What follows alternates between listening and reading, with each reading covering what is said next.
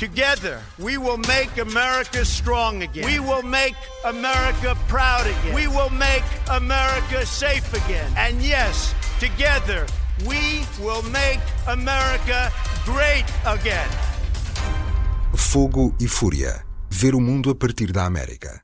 E hoje, para mais uma semana de Fogo e Fúria, viva Pedro Guerreiro. Olá, Ruben. Pedro Guerreiro, correspondente do Público nos Estados Unidos, todas as semanas aqui comigo, Ruben Martins, no Fogo e Fúria. E esta foi mais uma semana de loucos nos Estados Unidos. Temos muitas coisas para falar hoje. Vamos começar por aquilo que aparenta ser o começo das negociações mais sérias para o fim da guerra na Ucrânia. O Trump já falou com Vladimir Putin e também com Volodymyr Zelensky, representando os dois lados da guerra.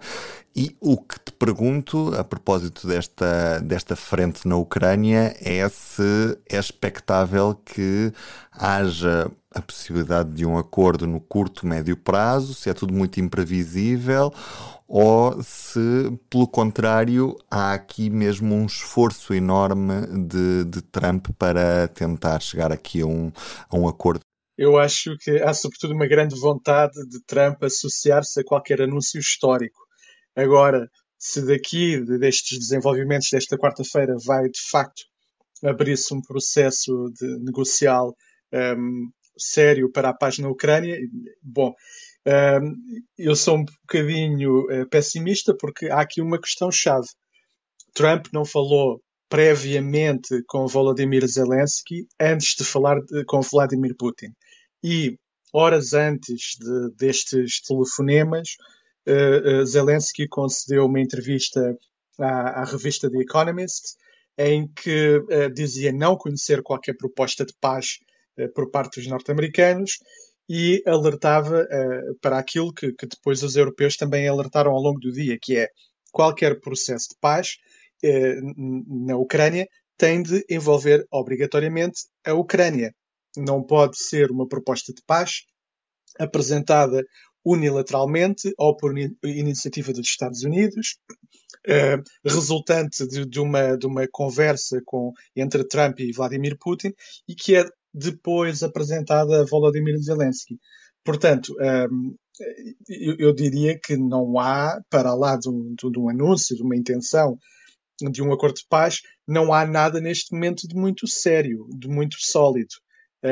E de facto, estas notícias de hoje foram recebidas com algum ceticismo na Europa, em Kiev, apesar de ser bastante evidente que todas as partes estão muito cansadas da guerra e que se atingiu um impasse militar que é apenas gerador de mortes e de sofrimento e que esta guerra de facto tem que acabar. Já agora deixa-me introduzir aqui só um parêntese. Parece que qualquer que seja o resultado deste possível acordo, os Estados Unidos também têm de ganhar algo nesta equação, nomeadamente com a exploração de recursos naturais da Ucrânia. É isso que se fala neste momento. Tudo para Trump é uma negociação. É isso.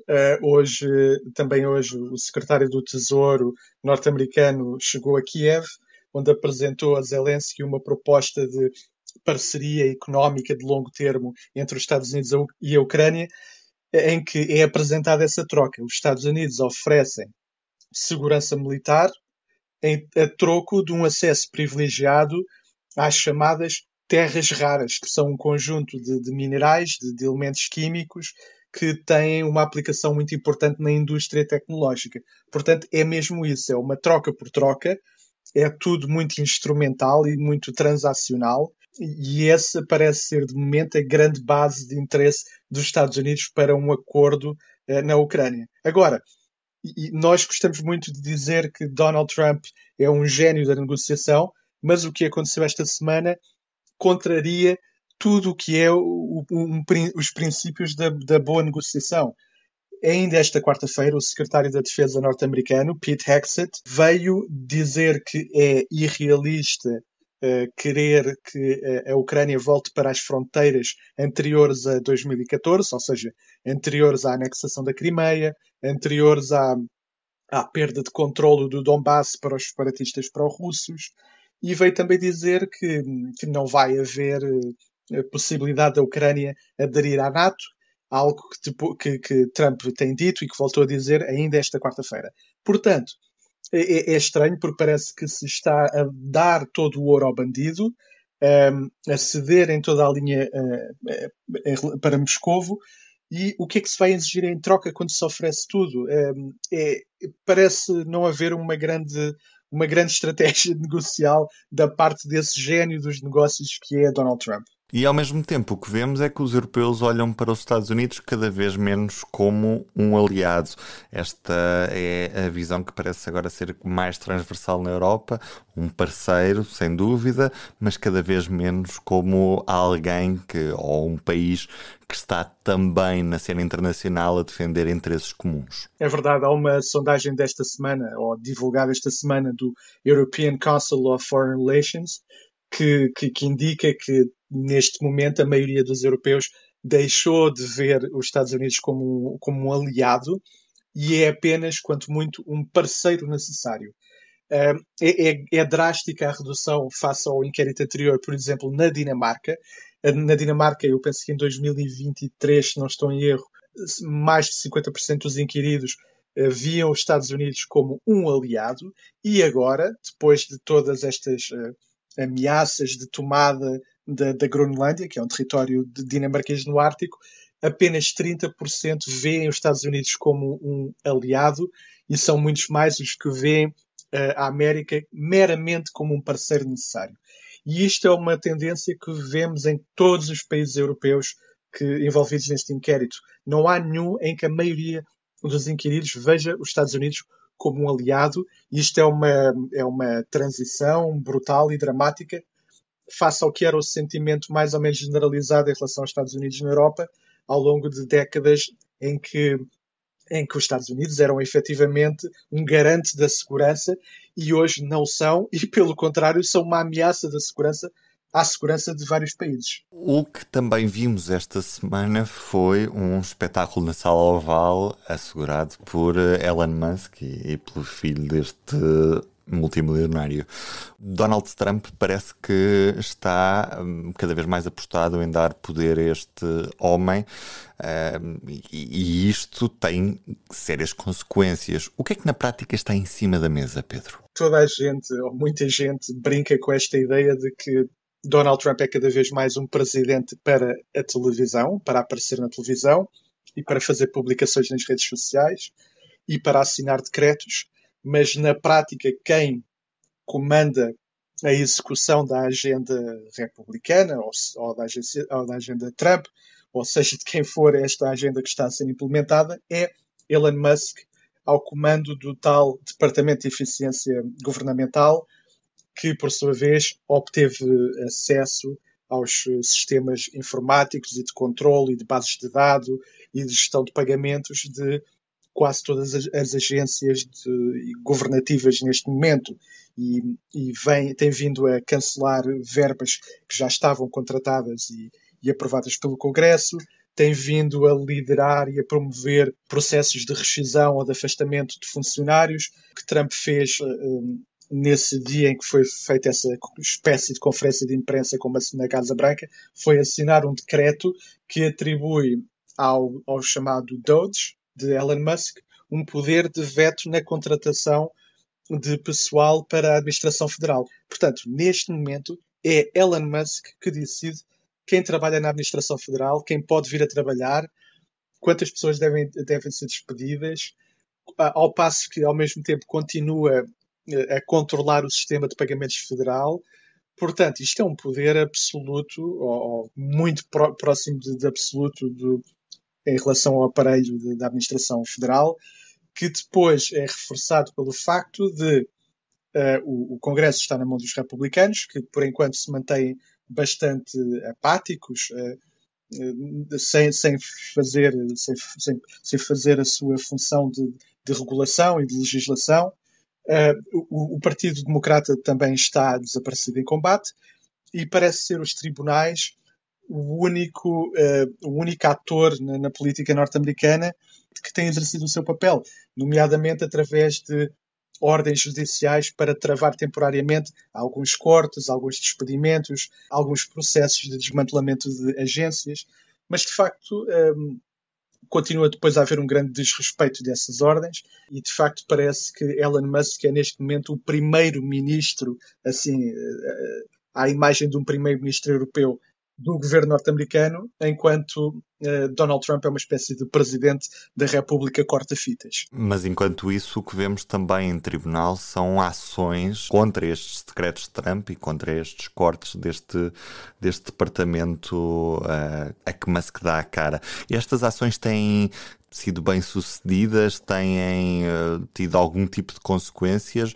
ou são só meros pró-formas de pessoas que estão muito chateadas com estas ações da administração Trump? De facto, é significativo que a administração Trump e o Doge de Elon Musk já tenham perdido várias ações em tribunal. Agora, isso não vale de nada se não há depois alguém que garanta o cumprimento dessas ordens. Não vale a pena dizer que Elon Musk não pode ter mais acesso ao sistema de pagamentos do Tesouro se depois não há ninguém lá a verificar efetivamente se esse acesso foi travado e o que se somam são indicações, são indícios de que esse acesso continua a ser mantido e são já, por exemplo, no caso do congelamento geral das verbas federais, já vamos na segunda ou na terceira ordem judicial a reiterar a indicação para descongelar as verbas federais. E o governo continua a congelá-las. E o Doge de Elon Musk continua a cancelar pagamentos. Portanto, há aqui um desrespeito em tribunal. Há aqui duas teorias. Há uma é que a administração Trump está a forçar a barra para que estes processos acabem no Supremo Tribunal dos Estados Unidos, onde há uma maioria de juízes conservadores. E aí a expectativa dos republicanos é que o Supremo emita um veredito no sentido de expandir, de reconhecer que há uma expansão do poder presidencial e aí temos um poder inédito na mão de Donald Trump. Essa é uma teoria, a teoria de que os republicanos querem chutar isto para o Supremo e que isto é uma coisa tudo muito metódica e bem pensada. A outra é ver isto apenas como um desrespeito generalizado pela justiça.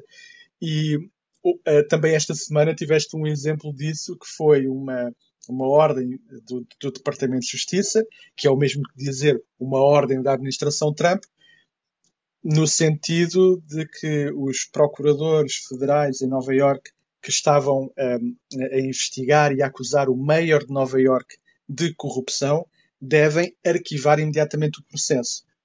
E isso acontece e é extraordinário o documento, vale a pena ler o documento em que isso é ordenado.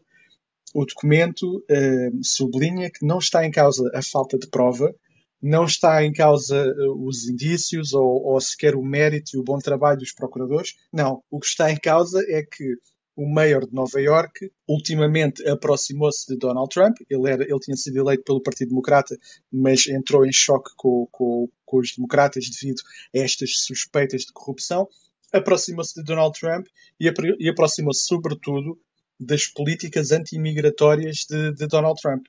E Nova Iorque é historicamente uma cidade-santuário, ou seja, em que as autoridades locais têm como prática não colaborar com as autoridades federais na identificação, detenção e deportação de imigrantes ilegais.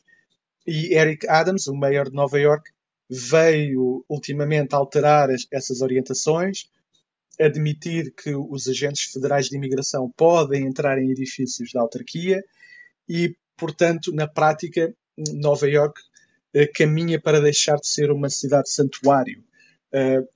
E Eric Adams é, de certa forma, recompensado por esta alteração de política e vê cair um processo por corrupção que era bastante flagrante. Não havia grandes perspectivas de Eric Adams evitar uma condenação, porque terá recebido cerca de $100 mil em presentes, em dinheiro, em serviços, da parte de empresários turcos e de elementos do governo turco, e em troca aprovou, ou melhor, isentou o consulado turco de Nova Iorque de obedecer a regulamentos municipais de incêndio e autorizou que fossem feitas obras que não podiam ser feitas. Enfim, é bastante flagrante que houve ali um suborno a troco de um favor ao governo turco. Esse processo cai por terra porque o Sr. Adams tornou-se um amigo de Trump e tornou-se, sobretudo, um aliado de Trump no combate à imigração ilegal. Pedro, um grande abraço e até de hoje uma semana. Grande abraço, Ruben. O público fica no ouvido.